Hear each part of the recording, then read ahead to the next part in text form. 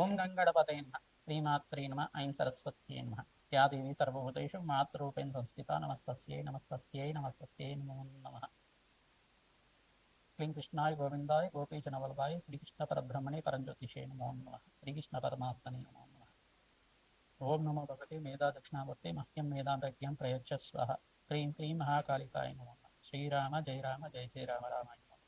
ఓం నమో భగవతే అరుణాచలీశ్వరాయ నమః. ఓం శరవణ భవాయ నమః. యూట్యూబ్ ప్రేక్షకులందరికీ కూడా నమస్కారం అండి. నేను పాలపర్తి గురునాశన్న జ్యోతిషం వాస్తు సిద్ధాంతిని.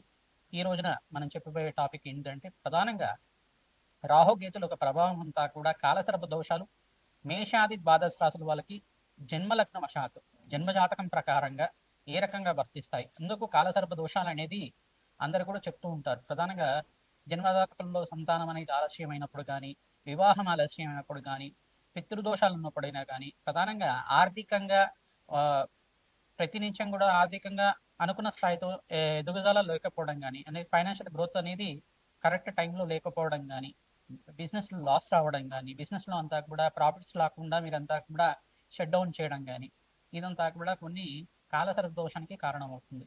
ప్రధానంగా చూసుకుంటే ప్రతినిత్యం కూడా ఈ యొక్క జన్మ జాతకం వశాత్తు లగ్నాన్ని ప్రధానంగా చూసుకొని జాతకాన్ని అంతా కూడా విశ్లేషణ చేయించుకోవడం వల్ల జ్యోతిష్య జ్యోతిషంలో మీకంతా కూడా పరిష్కారం జరగడానికి ఆస్కారం ఉంటుంది. ప్రధానంగా దత్తనాడి ప్రకారంగా అయినా కానీ, ఈ యొక్క గోచారీత్యా జాతకరీత్యా కానీ, ప్రధానంగా మీకు జన్మ జాతకంలో ఉండే గ్రహాల యొక్క ప్రభావమే ప్రధానంగా ఉంటుంది.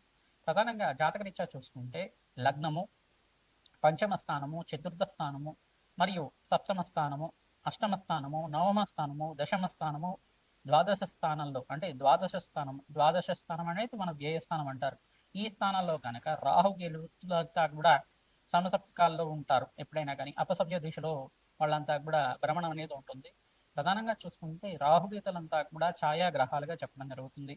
సర్పజాతికి చెందిన గ్రహాలుగా, సింహిక గర్భ సంభూతులుగా చెప్పడం జరుగుతుంది. ప్రధానంగా రాహుకేతులంతా కూడా మోక్ష జ్ఞానాన్ని ప్రసాదించడానికి, కర్మ ఫలితాన్ని అంతా కూడా అనుభవించే విధానికి చేయడానికి ఈ యొక్క కర్మఫలదాతలుగా చెప్పడం జరుగుతుంది. ప్రధానంగా రోగకారకులుగా కూడా చెప్పడం జరుగుతుంది. ప్రధానంగా చూసుకుంటే జన్మ జాతకమే ప్రధానమైన జాతకంగా ఉంటుంది. కావున వివిధ జాతకాల్లో ఉంటే ఈ యొక్క ప్రతి ఒక్క నవగ్రహాలన్నీ కూడా రాహుకేతు మధ్యలో అంతా కూడా స్తంభంలో ఉంటాయి. కనుక లగ్నం నుంచి అయినా చూసుకోవచ్చు, రాశి నుంచి అయినా చూసుకోవచ్చు. ఎక్కువ గ్రహాలన్నీ రాహుకేతుల యొక్క మధ్యలోనే ఉంటాయి. కనుక ప్రధానంగా ఈ స్థానాల్లో కనుక ఉంటే రాహుకేతు మధ్యలో ఎక్కువ గ్రహాలన్నీ కూడా మధ్యలోనే ఉంటాయి, స్థిరంగా ఉంటాయి. దాన్ని కాలసర్పదోషం అంటారు ప్రథమంగా. అయితే పంచమ స్థానంలో రాహు ఉండి, అంగారకుడు ఉండి, లగ్నవశాత్గా ఉండి, మళ్ళా సమసప్తకాల్లో అంతా కూడా రాహుకేతులు అంతా కూడా స్థిరంగా ఉంటారు. కావున దాన్ని కూడా ఏంటంటే కొన్ని రకాలుగా కాలసర్ప దోషాలు అనేది వర్తిస్తాయని చెప్పేసి చెప్పుకోవడం జరుగుతుంది. ఆ జాతకం చూస్తేనే కాకుండా కొన్ని ప్రశ్నలు అనేది యజమాని అడిగి తెలుసుకోవాల్సి ఉంటుంది. అంటే మీ పూర్వీకులు ఎవరైనా కానీ పొరపాటున పూర్వీకులు అందరూ కూడా వ్యవసాయం చేసేవాళ్ళుగా ఉంటారు. వ్యవసాయంలో చేసేటప్పుడు అనుకోకుండా సర్పానికి ఏమైనా హాని చేయడం కానీ, అనుకోకుండా సర్పం ఇంట్లోకి వచ్చిందంటే దాన్ని ఊరు బయట తీసుకెళ్లి చంపడం అనేది చేస్తూ ఉంటారు. అంటే దోషం అనేది సర్ప దోషం అనేది వర్తిస్తూ ఉంటుంది అక్కడ తెలిసే తెలియకుండా.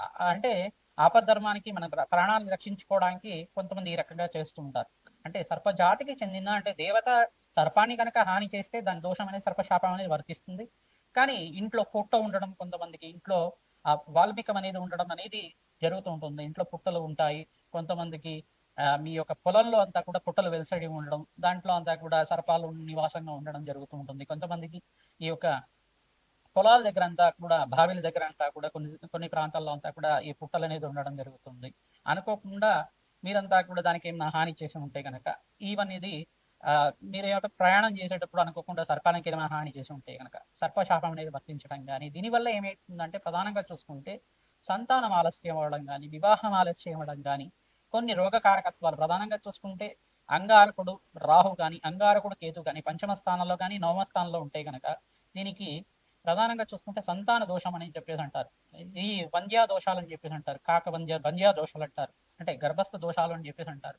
దీని యొక్క దోషాలంతా కూడా దోషాలకి ప్రధానంగా చూసుకుంటే ఈ యొక్క పీసీఓడి ప్రాబ్లమ్స్ కానీ, ఈ యొక్క ప్రధానంగా చూసుకుంటే హార్మోనల్ డిసార్డర్ కానీ, ఈ యొక్క పీసీఓసి ప్రాబ్లమ్స్ కానీ, పీసీఓఎస్ ప్రాబ్లమ్స్ కానీ, ఇట్లాంటిది అనేది గర్భదోష కారకత్వాలుగా ఉండడం జరుగుతుంది.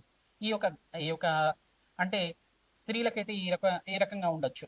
పురుషులకైతే గనక సంతానం ఎంత ప్రయత్నం చేసినా ఆలస్యం అవుతూ ఉండడం, వాళ్ళకి ఈ యొక్క వివాహం చేసుకునే ఆలోచన లేకుండా ఉండడం, వివాహం అనేది వైరాగ్య భావాలుగా ఎక్కువ ఉండడం, వివాహం అనేది దూరంగా ఉండడం, ఆలస్య వివాహాలు అవుతూ ఉండడం. అంటే 35 దాటిన తర్వాత కానీ కొన్ని నక్షత్రకైతే జన్మ జాతకం వశాత్తు 30 దాటిన తర్వాత కళ్యాణ యోగం ఉంటుందని చెప్పేసి ముందుగానే రాసి ఉంటుంది కొన్ని నక్షత్ర వాళ్ళకి. అదే కాకుండా జాతకరీత్యా ఉండే గ్రహ దోషము, గ్రహ కారకత్వాలు, సర్పదోషం కావచ్చు, పితృశాపం కావచ్చు, స్త్రీ శాపం కావచ్చు, ఇవన్నీ కూడా కారకత్వాలు అవుతూ ఉంటాయి.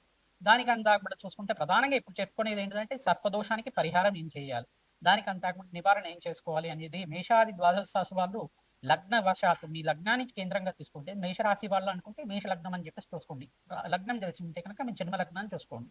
లేదంటే కనుక మీ రాశిని చూసుకొని దాన్ని లగ్నంగా చేసుకొని జన్మజాతకం అంతా కూడా మీ దగ్గర ఉంటే కనుక మీరు జ్యోతిష పండితులతోటి మీ యొక్క ఆ గృహ పురోహితుడితోటి అంతా కూడా విశ్లేషణ చేయించుకొని పరిష్కారం చేసుకోవడం వల్ల మంచి ఫలితాలు పొందుతారు. నాగేంద్ర స్వామి ప్రతిష్ఠను ఆచరించాలి. ప్రధానంగా అయినా సర్పాలు ఏంటిదంటే అనంతశేష కాల సర్పదోషం, ప్రధానంగా పద్మకాల సర్పదోషాలు, కర్కోటక కాల సర్పదోషాలు, కులింగ కాల సర్పదోషాలు, కాళేంది కాల సర్పదోషాలు, తర్వాత ధనుంజయ కాల సర్పదోషాలు, దంతరాష్ట్ర కాల సర్పదోషాలు, ఈ యొక్క దోషాలు అనేది ప్రధానంగా చెప్పడం జరుగుతుంది. వాసుకి తక్షక కాల సర్పదోషాలు అని చెప్పేసి చెప్పడం జరుగుతుంది. దీనివల్ల ఏమవుతుందంటే చర్మ సంబంధమైన ఆరోగ్య ఇబ్బందులు కానీ, ప్రధానంగా గుప్త సంబంధమైన రోగాలు రావడం కానీ ఇట్లాంటివి జరుగుతూ ఉంటుంది. ప్రధానంగా చూసుకుంటే ఈ యొక్క లంగ్స్ ఇన్ఫెక్షన్ రావడం కానీ, నిమోనియా లాంటిది ఎక్కువ రావడం కానీ, ఉబ్బరం ఎక్కువగా ఉండడం, ఉబ్బసం ఉండడం, ఆయాసం ఉండడం, ఇవన్నీ కూడా కారణమవుతుంది.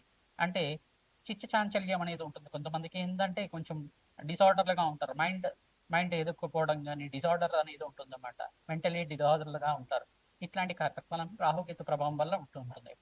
ప్రధానంగా చూసుకుంటే ప్రధానంగా ఈ యొక్క రోగ కారకత్వాల నుంచి బయటపడడానికైనా కానీ జాతకరీత్యా యొక్క గ్రహ ప్రభావం ఏ రకంగా ఉంటుంది, రాహుకేతు ప్రభావం అంతా కూడా ఏ రకంగా ఉంటుంది, దాని నుంచి బయటపడడానికి ఏం పరిష్కారం ఆచరించడం వివరంగా చేయడం జరుగుతుంది. ప్రధానంగా కుక్కి పుణ్యక్షేత్రం దగ్గర కుక్షి అంటారు. కర్ణాటక ప్రాంతంలో అంతా కూడా మనకి కుక్కి పుణ్యక్షేత్రం అంతా కూడా వాసుకి పుణ్యక్షేత్రం అంటారు. సుబ్రహ్మణ్య స్వామి యొక్క వెలిసిన్నారు సర్పరూపంలో అక్కడంతా కూడా.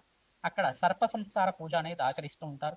తర్వాత వివాహం కోసమైనా కానీ సంతానం కోసమైనా కానీ ఆలస్య కళ్యాణాలు అవుతున్నా కానీ ఈ సర్ప సంస్కార పూజ చేయడం, తర్వాత సర్పశాంతి, సర్ప బలి విధానం అనేది చేస్తూ ఉంటారు. అంటే ఇక్కడ విధానం ఏంటంటే ఈ యొక్క నక్షత్రాలన్నీ కూడా కారకత్వాలు అవుతుంటాయి. ప్రధానంగా రాహుకేతు నక్షత్రాలంతా చూసుకుంటే అశ్విని, మక, మూల, తర్వాత ఈ యొక్క ఆశ్లేష, యొక్క పువ్వ, ప్రధానంగా చూసుకుంటే కొన్ని నక్షత్రాలు ప్రధానంగా చూసుకుంటే పూర్వభద్ర నక్షత్రం కానీ ఈ యొక్క నక్షత్రాలంతా కూడా కారణమవుతుంటాయి. స్వాతి, తర్వాత శతభిషం, ఈ యొక్క నక్షత్రాలంతా కూడా సర్పజాతికి చెందిన నక్షత్రాలుగా చెప్పడం జరుగుతుంది. ప్రధానమైన దోషాలంతా కూడా ఈ నక్షత్రాలకు ప్రధానంగా ఉంటాయి. ఈ నక్షత్రాలంతా కూడా సర్ప జాతికి చెందినవి కావున ఈ నక్షత్రాలకి జప హోమాది కార్యక్రమాలతో పాటు నక్షత్ర బలిని చేసుకోవడం జరుగుతుంది. ప్రధానంగా ఆశ్లేష నక్షత్రం అనేది ప్రధానంగా, మూల నక్షత్రం అనేది ప్రధానంగా, మకా నక్షత్రం అనేది ప్రధానంగా సర్పదోషానికి కారణమవుతుంది. ఇది ఒకటే కాకుండా వివిధ నక్షత్రాలకి జన్మ జాతకం వశాతంతా కూడా వాళ్ళ యొక్క గ్రహస్థితిని ప్రకారంగా చెప్పడం జరుగుతుంది. నక్షత్ర బలిని ప్రధానంగా చేయించుకుంటారు. ప్రధానంగా ఈ దోష నివారణకి ఈ సర్ప సంస్కారం పూజనే కాకుండా దగ్గరలో ఉండే దేవాలయంలో కానీ, పుణ్యక్షేత్ర ప్రాంతంలో అయినా కానీ, నదీ ప్రవాహ ప్రాంతంలో అయినా కానీ సర్ప ప్రతిష్ట నాగుల్ని అంతా కూడా సర్ప జాతికి చెందిన జోడు నాగులనంతా కూడా ప్రతిష్ఠ చేయడం, రావి చెట్టు, వేప చెట్టు ఉండే ప్రాంతం దగ్గర ప్రతిష్ఠ చేయడం వల్ల దానికి ప్రతినిత్యం కూడా మంగళవారం పూట ఈ యొక్క చిమిలిని నివేదన చేయడం వల్ల, నువ్వులు ఉండలేనంతా కూడా నివేదన చేయడం వల్ల సర్పదోష నివారణ కలుగుతుంది, వంశాభివృద్ధి కలుగుతుంది. ప్రతినిత్యం కూడా అన్నదానం చేయడం వల్ల సర్పశాపం నుంచి విముక్తి కలిగి శీఘ్ర సంతాన యోగం, శీఘ్ర కళ్యాణ యోగం కలగడానికి ఆస్కారం ఉంటుంది. జాతకరీత్యా సర్వ గ్రహ దోష నివారణ కలుగుతుంది. సకల కార్యసిద్ధి కలగడానికి ఆస్కారం ఉంటుంది. అమ్మవారి ఆరాధన విశేషంగా చేసుకున్న వాళ్ళకి ఎటువంటి దోషాలున్నా కానీ పోతాయన్నమాట. ప్రధానంగా ఈ యొక్క మానసదేవి చరిత్రను ఆరాధన చేసుకోవడం, తర్వాత జగత్కారు ఒక చరిత్రను ఆరాధన చేసుకోవడం, ప్రధానంగా అస్తిక మహాముని యొక్క చరిత్రని ఈ యొక్క ప్రవచనలాగా వింటుండడం వల్ల సర్పదోష నివారణ కలుగుతుంది. ఓం అస్తిక మహాముని దేవతాయి నమో నమః, ఈ నామాన్ని జపాన్ని ఆచరించండి. మరి మానసదేవి ఆరాధన చేయడం వల్ల సర్పదోష నివారణ కలుగుతుంది. సుబ్రహ్మణ్య స్వామి ఆరాధన చేయడం వల్ల మీకంతా కూడా సర్పశాపం నుంచి బయటపడడానికి ఆస్కారం ఉంటుంది. వెంకటేశ్వర స్వామి వారిని గరుక్మంతుని ఆరాధన చేయడం వల్ల సర్పశాపం నుంచి బయటపడడానికి ఆస్కారం ఉంటుంది. ప్రధానంగా చూసుకుంటే ఈ ఒక గ్రహస్థితి అంతా కూడా ఏ రకంగా ఉండేది జన్మజాతకం చూసుకొని చెప్పాల్సి ఉంటుంది. మేమంతా కూడా లగ్నవశాత్తు ఈ స్థానంలో కనుక గ్రహ స్థితి ఉంటే కనుక దీనికి ఈ దోషం కారణం అవుతుంది, దీనికి పరిష్కారం చేయడం జరుగుతుందని పరిష్కారం చెప్పడం జరుగుతుంది.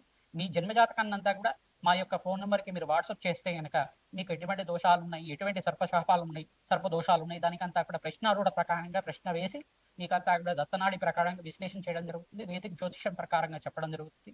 మీకంతా కూడా శాంతి హోమాది కార్యక్రమాలు ఆచరించడం వల్ల మనోవాంఛలంతా కూడా తీరడానికి, అఖండ ఐశ్వర్యము, సత్సంతాన యోగం, పుత్ర పౌత్రాది సమృద్ధి కలగడానికి ఆస్కారం ఉంటుంది. శీఘ్ర కళ్యాణ యోగం సిద్ధించడానికి, అష్టైశ్వర ప్రాప్తి కలగడానికి ఆస్కారం ఉంటుంది. మిథున రాశి జాతకులకి జన్మ జాతకం వశాత్తు మిథున లగ్న జాతకులు కానీ మిథున రాశి జాతకులు కానీ మీరు విశ్లేషణ చేసుకునేటప్పుడు రాశి తెలిసి ఉంటే రాశిని చూసుకోండి, లగ్నం తెలిసి ఉంటే కనుక లగ్నాన్ని చూసుకోండి, జన్మ లగ్నాన్ని చూసుకోండి. ప్రధానంగా మిథున లగ్న జాతకులకి ఈ యొక్క స్థానాల్లో కనుక రాహుకేతులు ఉండి రాహుకేతు మధ్యలో అంతా కూడా మిగతా 7 గ్రహాలు స్తంభంలో ఉంటాయి కనుక, అంటే స్థిరంగా రాహుకేతు మధ్యలోనే అన్ని గ్రహాలు ఉంటాయి కనుక దాన్ని కాలసర్పదోషంగా వర్తించడం జరుగుతుంది. ప్రథమ దశలో అంతా కూడా పంచమ స్థానంలో కానీ, నవమ స్థానంలో కానీ, ద్వితీయ స్థానంలో కానీ, చతుర్థ స్థానంలో కానీ, అష్టమ స్థానంలో కానీ, ఈ యొక్క సప్తమ స్థానంలో కానీ, ద్వాదశ స్థానంలో కానీ ఈ యొక్క రాహుకేతులంతా కూడా స్థిరంగా ఉండి ఎక్కువ గ్రహాలన్నీ కూడా రాహుకేతు మధ్యలోనే ఉంటే కనుక ప్రధానంగా చూసుకుంటే దీన్ని సర్పశాపంగా చెప్పడం జరుగుతుంది, సర్పదోషంగా చెప్పడం జరుగుతుంది. ఈ దోషం నుంచి బయటపడ్డానికి ప్రధానంగా మీకు చేయవలసిన పని ఇది ఏంటంటే సుబ్రహ్మణ్య స్వామి వారి ఆరాధన 10 మంగళవారం దాకా నిత్యం అభిషేకం చేయించడం, ప్రధానంగా దానిమ్మ పళ్ళని నివేదన చేయడం, దానిమ్మ పళ్ళు తేనెని కలిపి అభిషేకం చేయించడం స్వామివారికి సర్పశాంతి కలగడానికి ఆస్కారం ఉంటుంది. నాగేంద్ర స్వామికి అంతా కూడా జోడునాగులు ఉన్న ప్రాంతం దగ్గర సర్ప ప్రతిష్టం చేసుకోవడం, నాగేంద్ర స్వామి ప్రతిష్ట చేసుకోవడం వల్ల మంచి ఫలితాలు పొందుతారు. సర్పదోషం ప్రబలంగా ఉన్నప్పుడు 7 పడుగులు ఉన్న నాగం కానీ 5 పడుగులు ఉన్న నాగం కానీ ప్రతిష్ట చేయించడం వల్ల దేవాలయ ప్రాంగణంలో నాగేంద్ర స్వామి ప్రతిష్టనంతా కూడా ఆచరించడం, పెద్ద విగ్రహాన్ని అంతా కూడా ప్రతిష్ఠ చేయడం వల్ల సర్పశాంతి కలగడానికి ఆస్కారం ఉంటుంది. ప్రామాణికాన్ని బట్టి దోషాన్ని బట్టి విగ్రహ ప్రతిష్ఠ అనేది ఉంటుంది. దాన్ని బట్టి ఎక్కడైతే దేవాలయ ప్రాంగణంలో విగ్రహ ప్రతిష్ఠ చేసిన తర్వాత భక్తులంతా కూడా నిత్యం పూజ చేస్తూ ఉంటారు, తద్వారా మీకు వంశాభివృద్ధి కలగడానికి ఆస్కారం ఉంటుంది, సర్పశాంతి కలగడానికి ఆస్కారం ఉంటుంది. అంటే మీరు తెలిసి కానీ తెలియకుండా కానీ పూర్వ జన్మలో కానీ ఇహ జన్మలో కానీ ఈ జన్మలో అయినా కానీ మీరు కానీ మీ పూర్వీకులు కానీ సర్పానికి ఏమైనా దోషం చేసి ఉంటే కనుక, సర్పానికి ఏమైనా హాని చేసి ఉంటే కనుక, అది దేవతా సర్పమై ఉంటే కనుక దానికంతా కూడా అంటే నాగుపామై ఉంటే కనుక దానికంతా కూడా ప్రధానంగా సర్పశాంతి కలగాల్సిందే. ప్రధానంగా దానికంతా కూడా కాలసర్ప దోషము, ఈ యొక్క కులింగ కాలసర్ప దోషం అంటారు, కాళేంద్రి కాలసర్ప దోషం అంటారు, వాసుకి కాలసర్ప దోషం, తక్షక కాలసర్ప దోషం మరియు వాసుకి కాలసర్ప దోషాలు, ప్రధానంగా పద్మకాల సర్పదోషం అని చెప్పడం జరుగుతుంది. ప్రధానంగా ఈ దోషాల నుంచి బయటపడటానికి నాగేంద్ర స్వామి ప్రతిష్ఠను ఆచరించాలి, నక్షత్ర బలి నాగబలి చేయించాలి, తద్వారా మీకంతా కూడా శాంతి కలగడానికి ఆస్కారం ఉంటుంది. సప్తసుప్త పారాయణం అంతా కూడా చేసుకోవడం, ఎవరైతే సర్పసుప్త పారాయణం అంతా కూడా వేద బ్రాహ్మణత్వంతో పారాయణం చేస్తుంటారు, ప్రధానంగా సర్ప మూలమంత్రాన్ని అంతా కూడా జపాన్ని ఆచరించడం, మానసదేవి మూలమంత్రాన్ని అంతా కూడా జపాన్ని ఆచరించడం వల్ల ఈ తద్వారా మీకు అంతా కూడా మంచి ఫలితాలు పొందడానికి ఆస్కారం ఉంటుంది. ప్రధానంగా శాంతి హోమాది కార్యక్రమాలు ఆచరించాలి. ప్రధానంగా కుక్తి పుణ్యక్షేత్రంలో సర్ప సంస్కార పూజ ఆచరించడం, సుబ్రహ్మణ్య స్వామి వారికి అభిషేక హోమాది కార్యక్రమాలు ఆచరించుకోవడం వల్ల సర్పశాంతి కలుగుతుంది. నాగేంద్ర స్వామికంతా కూడా ప్రీతికరంగా రావి చెట్టు వేప చెట్టు ఉన్న ప్రాంతంలో మీరంతా కూడా మంచి ముహూర్తంలో చూసుకుని నాగేంద్ర స్వామి ప్రతిష్ఠ చేసుకోవడం వల్ల సంతాన యోగము వివాహ యోగం సిద్ధించడానికి ఆస్కారం ఉంటుంది. సర్పశాంతి కలిగిన తర్వాత మీకంతా కూడా రాజయోగం సిద్ధిస్తుంది, వంశాభివృద్ధి కలుగుతుంది. ఈ యొక్క ఎన్నో ఏళ్లదుగా మీరు బాధపడే ఫైనాన్షియల్ ప్రాబ్లం నుంచి బయటపడడానికి ఆస్కారం ఉంటుంది, వ్యాపారంలో అభివృద్ధి కలుగుతుంది, విదేశంలో స్థిరత్వం కోసం ప్రయత్నం చేసుకోవచ్చు, మంచి ఫలితాలు పొందడానికి ఆస్కారం ఉంటుంది. జాతకరీత్యా ఉండే దోషాలకి పరిష్కారం ఆచరించండి, అమ్మవారి దైవల మీకంతా కూడా మంచి ఫలితాలు పొందడానికి ఆస్కారం ఉంటుంది. గోమాత సేవ విశేషంగా ఆచరించాలి, సర్వశాంతి కలుగుతుంది. శ్రీమాత్రేమ.